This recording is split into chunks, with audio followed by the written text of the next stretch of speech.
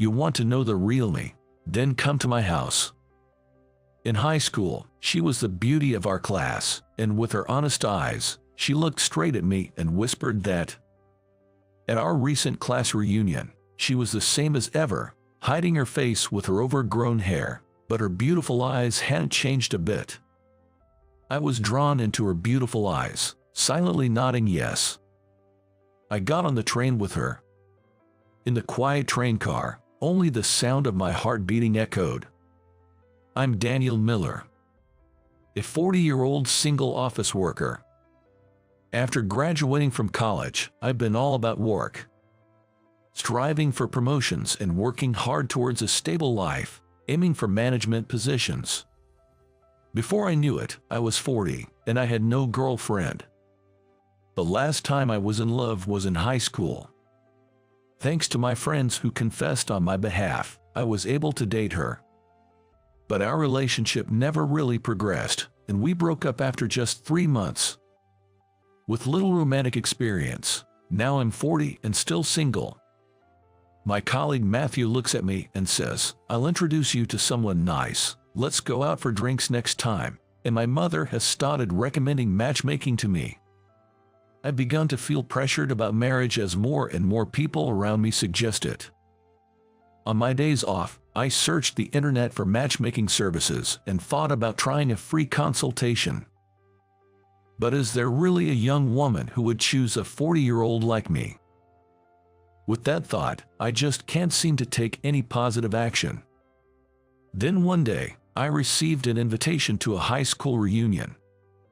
Excited to see old friends and hoping for a good match with fellow single classmates, I decided to attend the reunion.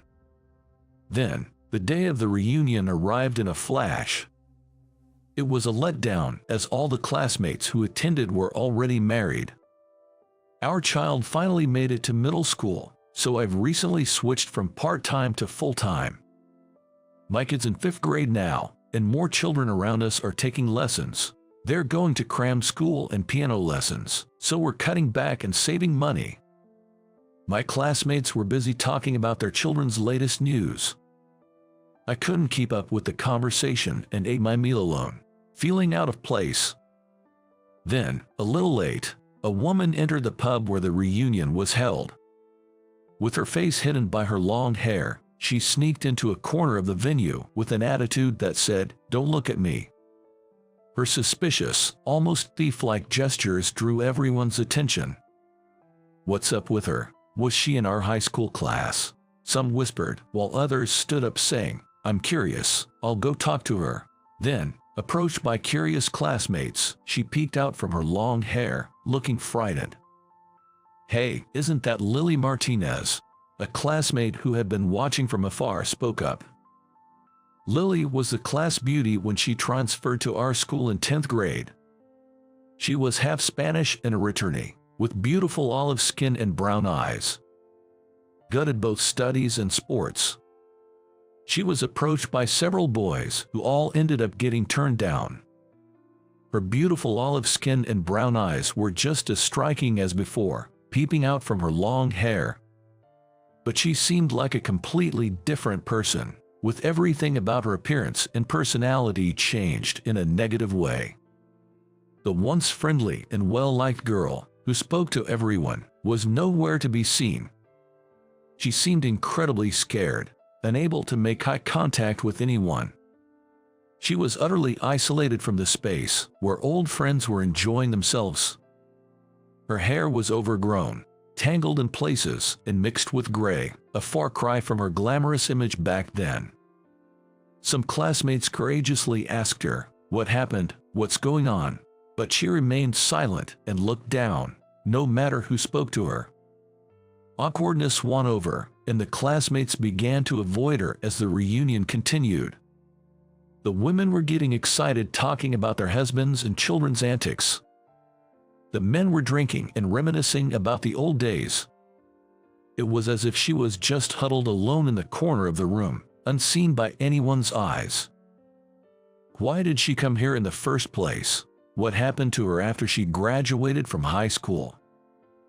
Questions about her kept popping into my mind, and all I could see were her eyes. I was terribly worried about her.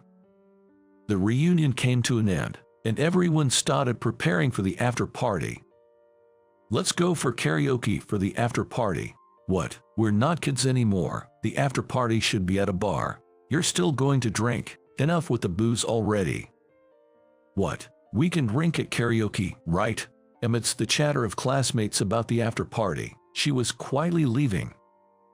Naturally drawn to follow her, I'm stopped by a classmate asking, "Which do you prefer, bar or karaoke?"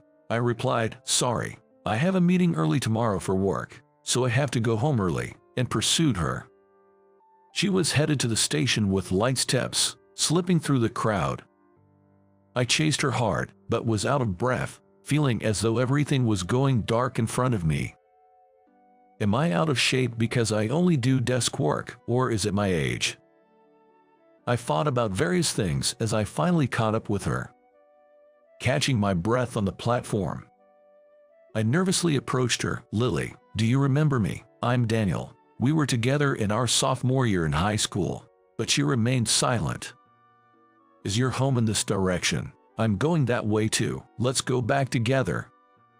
I desperately talked to her, who didn't say a word. Maybe I should give up if she doesn't respond. But I just couldn't leave her alone. If I give up talking to her now, she might just vanish somewhere far away. And in some unknown city, she might quietly disappear without catching anyone's eye. It might be an exaggeration, but that's the concern I felt when looking at her back. She remained silent even as I kept talking to her. However, as if she had been defeated by my persistence, her brown eyes peeked out from her long hair. "You really want to know the real me? Then come to my house." She stared at me with her straight eyes, whispering so.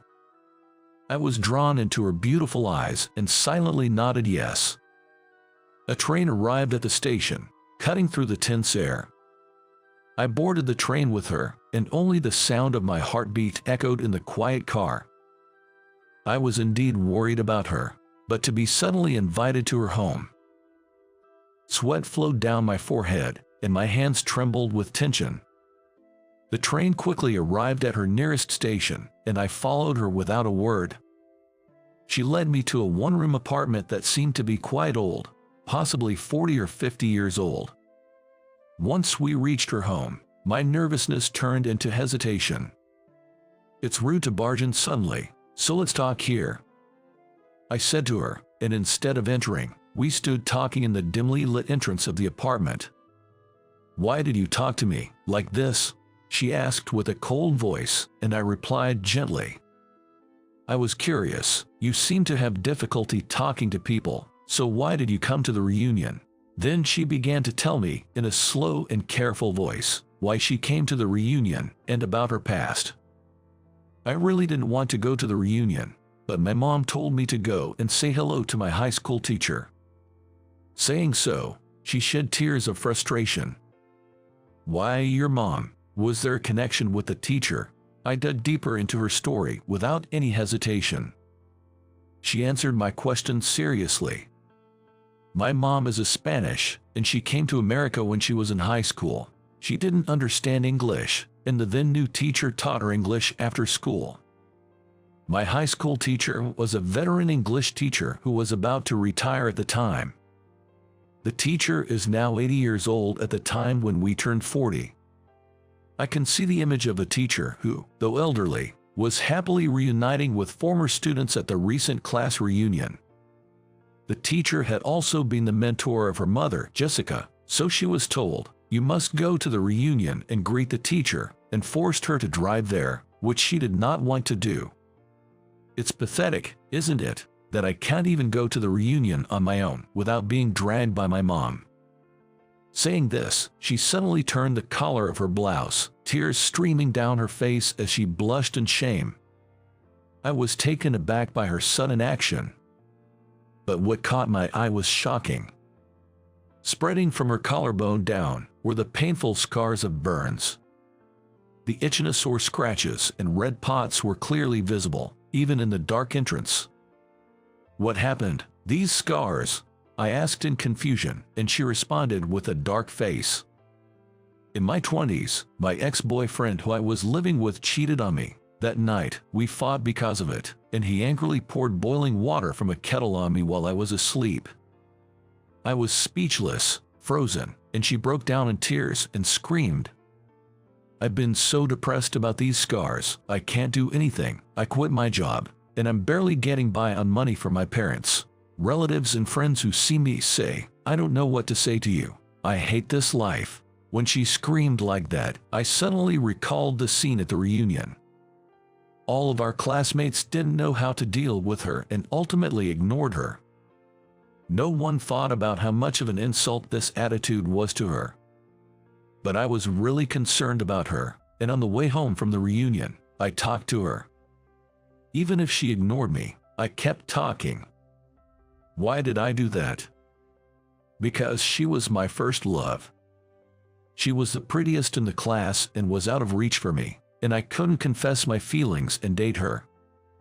Only the popular and outgoing guys in our circle would ever confess to her. I sealed away my feelings for her. Later, I dated another girl who had confessed to me. I feel sorry for what I did to her. Though I had feelings for someone else, I couldn't love her. Eventually, we broke up quickly. After that, I met various girls, but what always came to mind was the sparkling lily of my youth. I could never forget her. The reason I've remained single until now is something I've never told or consulted with anyone about. But I was sure when I saw her again. The reason I've been working so hard all these years is that deep down, I've been waiting for the day I could reunite with her. That's why I was so curious when I saw her. And even though she ignored me, I kept talking. Suddenly, I felt as if a great mystery had been solved, and I felt a clearing in my heart. It was a moment when I could look at my feelings that I hadn't wanted to see until now. I firmly grasped her crying shoulder and told her, even with the scars from the burns, your beauty hasn't disappeared. But she still looked worried, saying, but because of this, I've lost my job, and my life is ruined. Just because you work hard doesn't guarantee a prosperous life. Look at me, still single at this age, and my parents are already worried about me dying alone. I smiled wryly, and she smiled too. Oh, already worrying about dying alone? No offense, but your parents seem a bit premature. Right? They're rushing things.